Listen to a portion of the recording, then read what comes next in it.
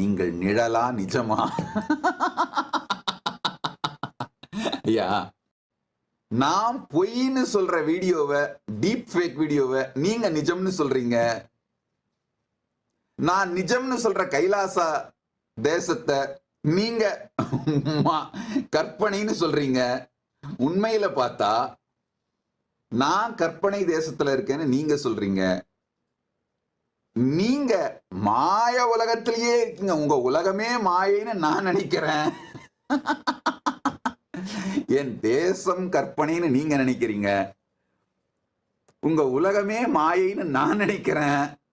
அதனால நிழலா நிஜமா, எது கற்பனை, எது மாயை, எது நிஜம் அப்படிங்கறதெல்லாம் காலம் தான் முடிவு பண்ண முடியுங்க. அதாவது நாம உலகத்து மேல ஏற்படுத்துற இம்பாக்டும், நாம உலக